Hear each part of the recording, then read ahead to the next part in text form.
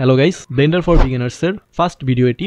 আপনার যদি 3D মডেলিংয়ের ওপর আগ্রহ থাকে আর এটি আপনি যদি একদম নতুন শেখেন তাহলে এই সিরিজটি আপনার জন্য অনেক হেল্পফুল হবে। তো এখানে আমরা ব্লেন্ডার সফটওয়্যারটা ব্যবহার করব। ব্লেন্ডারের সুবিধা হলো এটি একদম ফ্রি এবং এটার কমিউনিটিটা অনেক বড়, আপনি এর অনেক টিউটোরিয়াল পেয়ে যাবেন। তো আজকের এই ভিডিওতে আমরা দেখব আপনি কিভাবে ব্লেন্ডার ডাউনলোড করবেন এবং ব্লেন্ডারের সম্পর্কে বেসিক কিছু ধারণা। তো চলুন শুরু করি।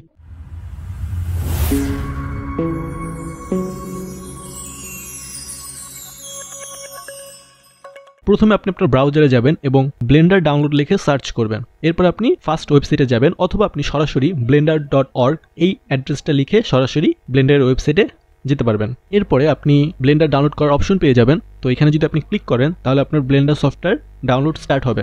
আর যদি আপনি ব্লেন্ডারের আগের ভার্সনগুলো ব্যবহার করতে চান, যেটা অনেকের ক্ষেত্রেই এই প্রবলেমটা দেখা দিবে যে আপনার পিসিতে আপনি হয়তো লেটেস্ট ভার্সনটি ব্যবহার করতে পারবেন না স্মুথলি, এজন্য আপনাকে ব্লেন্ডারের আগের ভার্সন ব্যবহার করতে হবে। তো সেক্ষেত্রে আপনি একদম স্ক্রল করে নিচে আসবেন এবং প্রিভিয়াস ভার্সনস এই লেখাতে ক্লিক করবেন। এরপরে আপনি এই পেজে চলে আসবেন। এখানে আপনি ডাউনলোড এনি ব্লেন্ডার ভার্সন এই লেখাতে ক্লিক করবেন। এখন আপনি এখানে ব্লেন্ডারের সকল ভার্সনগুলো দেখতে পারবেন। তো এখানে আপনি যেই ভার্সনটি ডাউনলোড করতে চান ওইটার উপরে ক্লিক করবেন। যেমন এখানে আমি ভার্সন 4 ডাউনলোড করব। এরপরে ভার্সন 4 এর মধ্যে যতগুলো ভার্সন আছে সবগুলো আমাকে দেখাবে। সবশেষে আপনি যে ভার্সনটা ডাউনলোড করতে চান ওইটা জিপ ফাইল ডাউনলোড করবেন। এখানে আমি ব্লেন্ডার 4.1.1 এইটার জিপ ফাইলটি ডাউনলোড করব। এইখানে আপনি একটি সমস্যায় পড়বেন যে আপনার পিসিতে কোন ভার্সনটা স্মুথলি ব্যবহার করা যাবে এটা তো আপনি জানেন না। তো এইটা আপনি কিভাবে জানবেন? তো এইটাও আপনি নিজে নিজেই বের করতে পারবেন। এজন্য আপনি চ্যাটজিপিটি ওপেন করবেন। এইখানে আপনি আপনার প্রসেসর, আপনার গ্রাফিক্স কার্ড এবং আপনি কত জিবি র্যাম ইউজ করছেন ওই ইনফরমেশনগুলো লিখবেন। এরপরে আপনি লিখবেন যে আপনার জন্য কোন ভার্সনটা বেস্ট হবে। এক্সাম্পল হিসেবে আমি এখানে লিখছি here is my PC Intel i5 10400 16GB RAM and A75 graphics card. Which Blender version can I run in my PC? তো এখানে আমাকে ভার্সন 3.4 সাজেস্ট করছে। তো এতক্ষণ আমার ফাইলের জিপ ফাইল ডাউনলোড হয়ে গেছে। তো প্রথমে আমি এটিকে আনজিপ করব। এরপর আমি আনজিপ করা ফোল্ডারের মধ্যে যাব। তো এখানে আপনি ব্লেন্ডার লেখা আইকনটির উপরে ক্লিক করবেন। তো এখান থেকেই মূলত আপনার ব্লেন্ডার সফটওয়্যারটি ইনস্টল হয়ে যাবে। তারপর আপনি আপনার সফটওয়্যারটি ইনস্টল করবেন। তো আপনি যখন একদম প্রথমে ব্লেন্ডার ওপেন করবেন তখন আপনি এই ধরনের একটা ইন্টারফেস দেখতে পারবেন। আপনি যদি আগে কোনো 3D সফটওয়্যার ইউজ না করেন তাহলে আপনি এখানে অনেক কনফিউজড হয়ে যেতে পারেন অনেক বেশি, কারণ অন্যান্য যে সফটওয়্যারগুলো রয়েছে ওগুলো থেকে ব্লেন্ডারটা অনেক আলাদা। আপনার যদি ওইগুলো ব্যবহারের এক্সপিরিয়েন্স থেকেও থাকে সেগুলো আপনার এখানে তেমন একটা কাজে লাগবে না। তো প্রথমে মাঝখানে আপনি একটা বক্স দেখতে পাচ্ছেন। তো এই বক্সটা সরানোর জন্য আমি পাশের একটি খালি জায়গায় মাউস নিয়ে ক্লিক করব। এরপর আপনি এই ইন্টারফেসটা দেখতে পারবেন।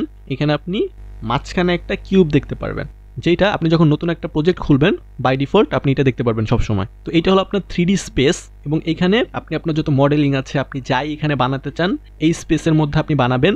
তো আপাতত আমাদের এখানে শুধুমাত্র একটা কিউব আছে। কিউবের পাশে আপনি অরেঞ্জ কালার হাইলাইট করা দেখবেন, এর মানে হলো আপনার কিউবটি সিলেক্ট করা আছে। আপনি ব্লেন্ডারে যে অবজেক্টটা সিলেক্ট করবেন ওই অবজেক্টের পাশে একটা অরেঞ্জ বর্ডার ক্রিয়েট হবে। তো প্রথমে আমরা এই 3D স্পেসের কন্ট্রোল সম্পর্কে জানি। তো আপনি যখন মাউসের যে স্ক্রল হুইল আছে এটা যখন আপনি স্ক্রল করবেন তখন এই কিউবটা জুম ইন এবং জুম আউট হবে। কিউবের পাশে আপনি আরো দুটো অবজেক্ট দেখতে পারবেন, একটা হলো আমাদের ক্যামেরা আর একটা হলো আমাদের লাইট সোর্স। আপনি যদি কোনো অবজেক্ট সিলেক্ট করতে চান সেক্ষেত্রে আপনি মাউস ওই অবজেক্টের উপর নিয়ে ক্লিক করবেন, তাহলে আপনার ওই অবজেক্টটি সিলেক্ট হবে।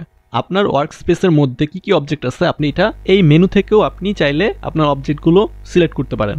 এরপরে আমরা দেখব যে আমরা যদি কিউবটার অপর সাইড দেখতে চাই তখন ওইটা আমরা কিভাবে করব।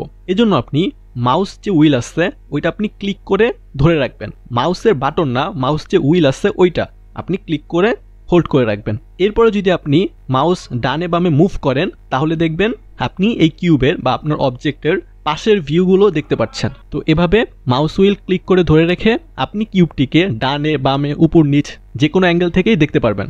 এরপরে আপনি যদি মাউস হুইল ক্লিক করে ধরে রাখেন, একই সাথে কিবোর্ডের শিফট ক্লিক করে ধরে রাখেন, এরপরে যদি আপনি মাউসটা মুভ করেন তাহলে দেখবেন আপনার কিউবটাও মুভ হচ্ছে। আপনি যখন একটা মডেলিংয়ের কাজ করবেন তখন এই জিনিসগুলো আপনার প্রয়োজন হবে।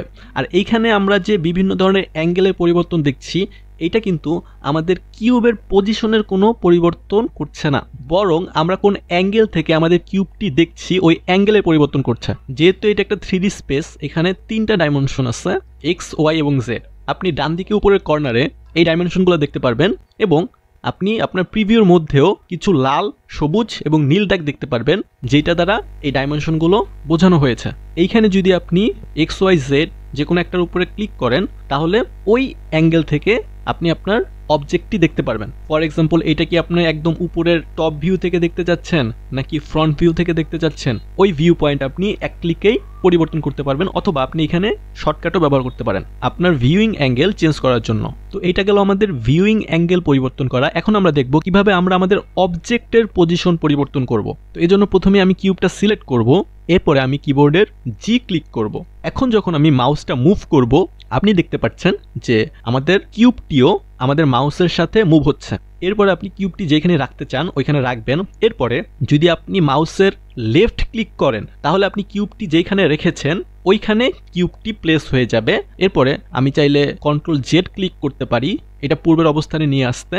এখন কিউবটি মুভ করার ক্ষেত্রে আমরা চাইলে আমাদের যে তিনটা ডাইমেনশন আছে এগুলো আমরা ব্যবহার করতে পারি। তো এই জন্য আমি প্রথমে কিউবটি সিলেক্ট করব, এরপরে আমরা কিবোর্ডের জি ক্লিক করব, তাহলে আমাদের কিউবটি মুভ হবে। এখন আমি চাচ্ছি যে আমাদের কিউবটি শুধুমাত্র এক্স ডাইমেনশন বরাবর মুভ করুক। তো সেক্ষেত্রে আমি এখন আবার কিবোর্ডের এক্স বাটনে ক্লিক করব। এখন আমি যখন মাউসটা মুভ করব তখন আমাদের কিউবটি শুধুমাত্র এক্স ডাইমেনশন বরাবর মুভ করবে। এইভাবে আমি যদি আবারও আমাদের অবজেক্টটি সিলেক্ট করি, এরপরে কিবোর্ডে জি ক্লিক করি, তাহলে আমাদের অবজেক্টটা মুভ হবে। এরপরে যদি আমি আবারও কিবোর্ডের ওয়াই ক্লিক করি, তাহলে আমাদের অবজেক্টটি শুধুমাত্র ওয়াই ডাইমেনশন বরাবর মুভ হবে।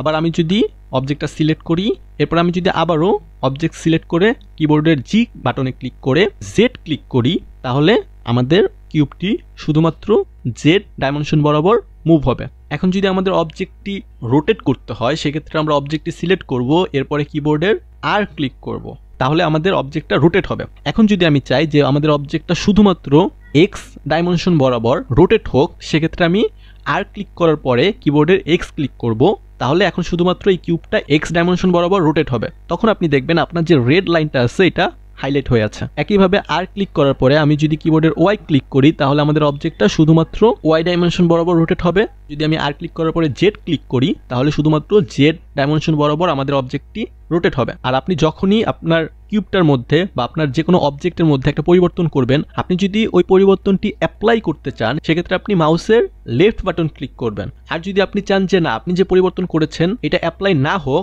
সেক্ষেত্রে আপনি মাউসের রাইট বাটন ক্লিক করবেন। তাহলে আপনার ওই পরিবর্তনটি হোক সেটি জায়গা পরিবর্তন অথবা রোটেট করা অথবা সাইজ ছোট বড় করা, যেই পরিবর্তনই আপনি করেছেন, আপনি যদি পরিবর্তনটি করার পরে কিবোর্ডের রাইট বাটন ক্লিক করেন, সেক্ষেত্রে ওই পরিবর্তনটি আর অ্যাপ্লাই হবে না। আপনি ডান পাশের মেনুতে অবজেক্ট ট্যাবের মধ্যে লোকেশন, রোটেশন এবং স্কেলের অপশনগুলো পেয়ে যাবেন। এইখান থেকেও আপনি চাইলে এর লোকেশন পরিবর্তন করতে পারেন এক্স ওয়াই জেড ডাইমেনশন বরাবর, অথবা এর রোটেশন পরিবর্তন করতে পারেন, অথবা এর স্কেল পরিবর্তন করতে পারেন।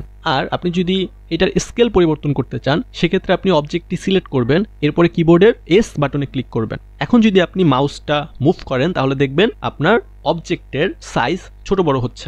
আর এস বাটনে ক্লিক করার পরে আপনি যদি কিবোর্ডে এক্স ক্লিক করেন, সেক্ষেত্রে আপনার অবজেক্টটা বড় হবে, কিন্তু শুধুমাত্র এক্স ডাইমেনশন বরাবর। আবার এস বাটনে ক্লিক করার পরে যদি আপনি ওয়াই বাটনে ক্লিক করেন, সেক্ষেত্রে আপনার অবজেক্টটা ছোট বড় হবে শুধুমাত্র ওয়াই ডাইমেনশন বরাবর। একইভাবে আপনি যদি এস বাটনে ক্লিক করার পরে জেড বাটনে ক্লিক করেন, সেক্ষেত্রে আপনার কিউবটি ছোট বড় হবে শুধুমাত্র জেড ডাইমেনশন বরাবর। আপনি যদি কোনো অবজেক্ট ডিলিট করতে চান, সেক্ষেত্রে আপনি ওই অবজেক্টে সিলেক্ট করবেন এবং কিবোর্ডের ডিলিট বাটনে ক্লিক করবেন, তাহলে আপনার অবজেক্টটি ডিলিট হয়ে যাবে। আর যদি আপনি কোনো একটা শেপ অথবা কোনো একটা অবজেক্ট ইম্পোর্ট করতে চান, সেক্ষেত্রে আপনি কিবোর্ডের শিফট এ বাটনে ক্লিক করবেন, এরপরে আপনি অনেকগুলো অপশন পেয়ে যাবেন। কোনো একটা শেপ ইম্পোর্ট করার জন্য মূলত আপনি মেশ অপশনে ক্লিক করবেন, এরপর আপনি এখানে বেসিক কিছু শেপ পাবেন। আপনি যে শেপটা চাচ্ছেন ওইটা আপনি এখানে সিলেক্ট করবেন। যেমন এখানে সবার শেষে মাঙ্কি শেপ রয়েছে, আমি যদি এটা ক্লিক করি, তাহলে আমাদের ওই শেপটা এখানে ইম্পোর্ট করা হয়ে যাবে। তাহলে আপনি আপনার 3D স্পেসের মধ্যে ওই শেপটা দেখতে পারবেন। আরেকটা কাজ আপনি করবেন, আপনি এডিট ট্যাবে যাবেন, এরপরে একদম নিচে প্রেফারেন্স মেনুতে যাবেন, এরপর আপনি একদম উপরে ইন্টারফেস মেনুতে যাবেন।